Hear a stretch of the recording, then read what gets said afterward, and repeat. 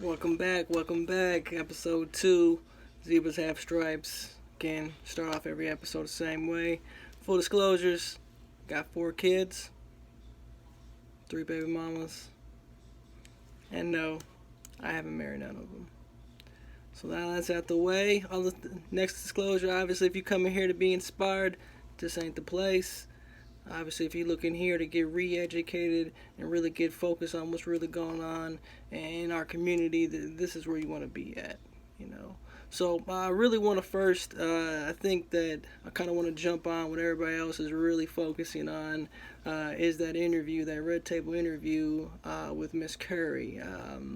I think first of all, let me say I commend that interview for number one, just being a beautiful interview of seeing African women get together and really talk about unionship and marriage and really some of the real things plaguing a lot of the issues that's stemming in our with our African women.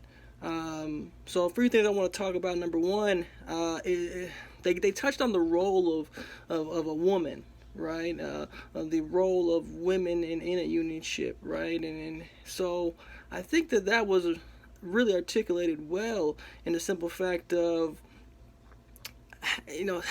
our women having to balance the issue, like I said, being number one, having their own identity, right? Being having their own identity. Another one, obviously, identifying as a wife or a partner. I guess we'll call the yin and the yang, being that feminine energy in that unionship, and then being a mother, and having to balance those three. I think one thing that really tends that our people, our African women have to deal with here in America, right, is they have to. They feel like they have that self identity, what they identify is really hurting them. They have to be so much. A lot of times, one of the big things is that the direction of what that went with, and I said it in those 3 ways in particular for a reason. I wanted to say obviously what they self-identify, because that's number one, your self-identity. Number 2, obviously being a unionship, or the wife in that unionship, or we say the feminine energy in that unionship, and then obviously being a mother. Those should be in order. I think what's happening though in our culture is that we're putting the mother first. We're having our African women become mothers before they know who they are, right? They don't even know anything about who they are, what they want to be, anything, right? They're still young women, right? They haven't found out anything about who they are, what they want to be, and what makes them happy, right? So, and then they're doing it before they become a wife. Before they have their masculine energy that's going to be in that unionship with them forever to help mold and build those kids as together, and that those two have to happen for any to be a successful mother, to give you the choice, and whether you want to be a stay-at-home mom, once you want to dedicate that time to your kid. The problem that unfortunately a lot of African women don't get is that they don't get the opportunity to choose whether they can be a provider or not to be a provider, right? To put forth some kind of working, have a working relationship where you have to go to work. Now, obviously, I'm a firm believer that a white woman should never have to work in the early years of her children, of having children, but having the choice is a big thing. And unfortunately, if you look at the numbers, I mean, 30% of women are getting married that are actually having kids, right? 30% of our African women are actually getting married and having kids, right?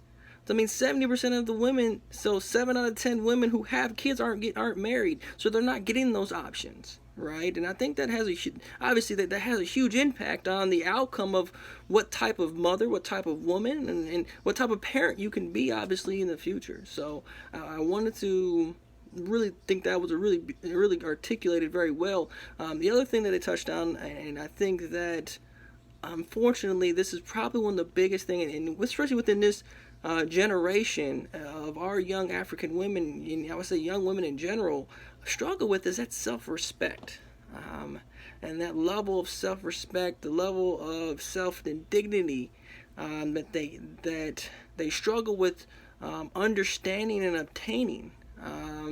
Again, stemming back to a lot, being molded by society, to steal them from ever identifying what that truly means, what true womanhood and queenship ever really means, and they really touched on that primal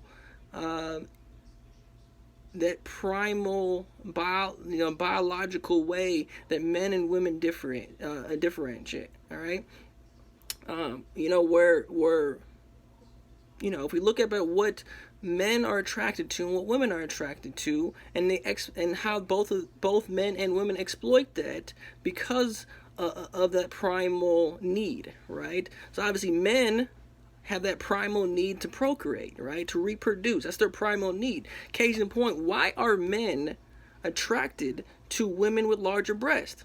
Obviously, it's a self-identifying and a primal identification of, you are able to feed my children, period, right? So I'm naturally going to be attracted to women who can feed my children, right? We're talking about primal needs since the dawn of man. How do I reproduce? How do I keep my my legacy continuing? Obviously, I care about things that primal need. How can you feed my children, right? Same thing is why men are attracted to women with larger hips, with fatter asses, right? Is obviously, can you birth my children, right? Can they go through the birthing process with no complications, right? Obviously, that's important. The same thing, women's primal need is to make sure that if I have children by you, are you going to be able to feed my children, to take care of resources, right? So obviously, when we look at what men and women are obviously attracted to, those are much different, right? Men are attracted to women who obviously look good, who look like they can fulfill that primal need to successfully have children and make children, right?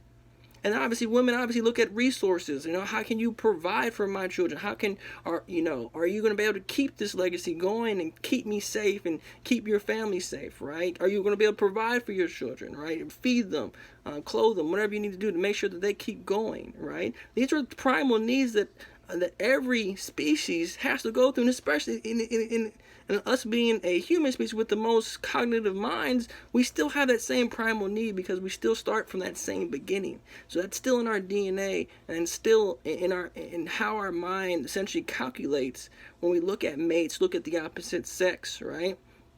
So they really touched on that. And I think that sense, unfortunately, a lot of people can't identify with that. They can't rationalize with why men and women are the way they are.